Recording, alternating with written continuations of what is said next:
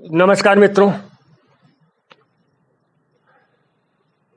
जब से उत्तर प्रदेश जनसंख्या नियंत्रण विधेयक का प्रारूप सामने आया है, तब से बड़ी भारी बहस छिड़ गई है, बड़ी भारी। खास करके मुसलमान और मुसलमानों का भी एक वर्ग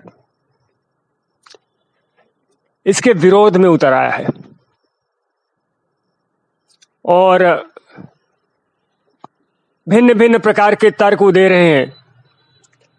कोई कहते हैं कि अल्लाह की देन है, कोई कुछ कहते हैं, लेकिन एक तर्क जो मेरे सामने आया, किसी ने कहा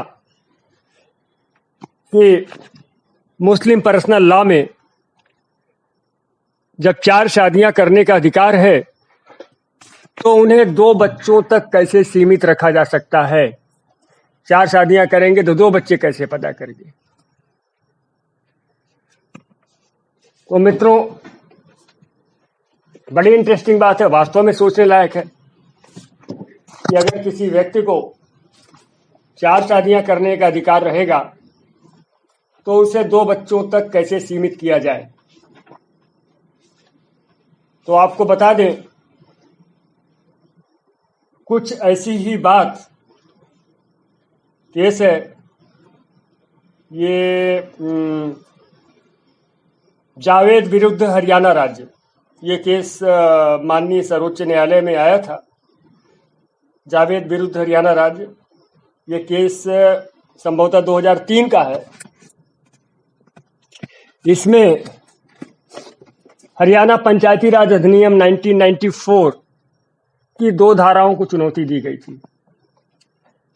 धारा 175(1)Q और 177(1), इन 2 धाराओं को चुनौती दी गई थी। एक्चुअल में क्या है, ये जो धाराएं हैं इनका संबंध 2 बच्चों से है।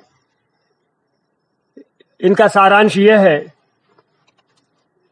कि कोई भी व्यक्ति जिसके 2 या 2 से अधिक जीवित बच्चे हैं, वे किसी भी पंचायती राज संस्था का मेंबर नहीं हो सकता। पंच नहीं हो सकता, सरपंच नहीं हो सकता।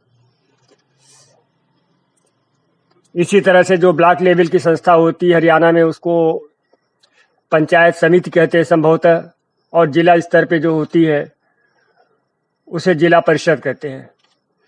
तो इनका सदस्य नहीं हो सकता कोई भी व्यक्ति। तो माननीय उच्चतम न्यायालय में इस प्रावधान को चुनौती दी गई। आप ध्यान से समझिएगा, अभी जो बातें उठा रहे हैं उसका जवाब इस केस में है। तो इन प्रावधानों को चुनौती जो है इस आधार पर दी गई कि ये भारतीय संविधान में, संविधान के अनुच्छेद 14, अनुच्छेद 21 और अनुच्छेद 25 में प्रदत्त धार्मिक स्वतंत्रता के अधिकारों का उल्लंघन करते हैं। खास करके बड़ा इंटरेस्टिंग तर्क इनका अनुच्छेद 25 वाला रहा और मुस्लिम पर्सनल लॉ का रहा। तो अनुच्छेद 25,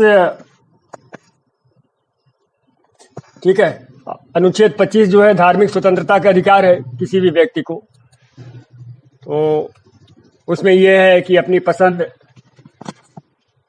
जो उसकी पसंद का धर्म है उसका वो पालन कर सकता है, उसके अनुसार आचरण कर सकता है, उसका प्रचार प्रसार कर सकता है, वगैरह वगैरह। ये बातें हैं, उस पर विश्वास कर सकता है, इस तरह की बातें हैं। तो अनुच्छेद 25, तो उनका ये मतलब था कि उन्हें अपने पसंद के धर्म के पालन का अधिकार नहीं मिल पा रहा है। और वो किस आधार पर कहा उन्होंने कहा कि मुस्लिम पर्सनल लॉ है, उसमें 4 शादियां करने की अनुमति है, तो 2 बच्चों तक आप कैसे सीमित रख सकते हैं। 2 बच्चों तक आप कैसे सीमित रख सकते हैं। तो माननीय न्यायालय ने याचिका को तो खैर निरस्त कर दिया, लेकिन जो बातें कही वो आपको ध्यान से सुननी चाहिए। माननीय न्यायालय ने याचिका को निरस्त करते हुए कहा कि धार्मिक स्वतंत्रता का अधिकार लोक व्यवस्था, सदाचार और स्वास्थ्य के प्रतिबंधों के अधीन है। आपको बता दें मित्रों, अनुच्छेद 25 में जो धार्मिक स्वतंत्रता का अधिकार है उसमें ही उसमें ही इस बात का उल्लेख कर दिया गया, मैं आपको पढ़ के बता दूं, उसमें ही इस बात का उल्लेख कर, आप पहले इसको सुन लीजिए, धर्म अनुच्छेद 25 को, subject to public order, morality and health, ये पहले लिख दिया गया, subject to public order, morality and health, है ना। तो अब ये जो तीन चीजें हैं, पब्लिक ऑर्डर माने लोक व्यवस्था, मोरालिटी माने नैतिकता सदाचार, और हेल्थ माने स्वास्थ्य, तो इनके प्रतिबंधों के अधीन है ये अधिकार। तो माननीय न्यायालय ने ये बात कही, उन्होंने कहा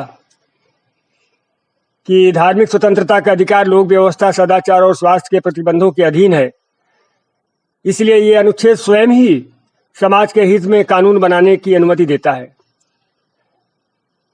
आगे माननीय न्यायालय ने यह भी कहा कि जहां तक मुस्लिम पर्सनल लॉ में 4 विवाह करने की बात कही गई है, तो यह अनुमति है, आदेश नहीं। समझिएगा, बात बहुत बारीक है। अनुमति और आदेश में अंतर होता है। अनुमति का मतलब यह है कि इजाजत है, आप कर लो तो कोई बात नहीं। आदेश का मतलब आपको करना ही है। तो ये व्याख्या को आप, बहुत बारीक व्याख्या है, इसको आप ध्यान में रखिए और बाकी लोगों को भी बताइए कि माननीय उच्चतम न्यायालय ने इस बात को स्पष्ट कर दिया कि जो 4 शादियां करने की बात मुस्लिम पर्सनल लॉ में है, ये अनुमति है, आदेश नहीं है। ये नहीं कहा गया है कि हर हाल में करना ही है, जिसको ये लोग आधार बना लेते हैं। तो उन्होंने कहा कि ये अनुमति है, आदेश नहीं। और आगे ये भी कहा कि जो बहुविवाह की प्रथा है उसको कानून बनाकर रोका भी जा सकता है, इसमें कोई भी गैर कानूनी असंवैधानिक नहीं होगा। तो मित्रों, ये जो तर्क दिए जा रहे हैं ना कि 4 विवाह करने का अधिकार है तो बच्चे भी पैदा कर सकते हैं उसी अनुपात में, इस तर्क में कोई दम नहीं है। माननीय उच्चतम न्यायालय ने जावेद विरुद्ध हरियाणा राज्य के केस में स्पष्ट कर दिया है कि 4 विवाह करने का आदेश बिल्कुल इस्लाम में नहीं है। और दूसरी बात, उसको सही माना भी नहीं, उसको अच्छा भी नहीं माना उन्होंने।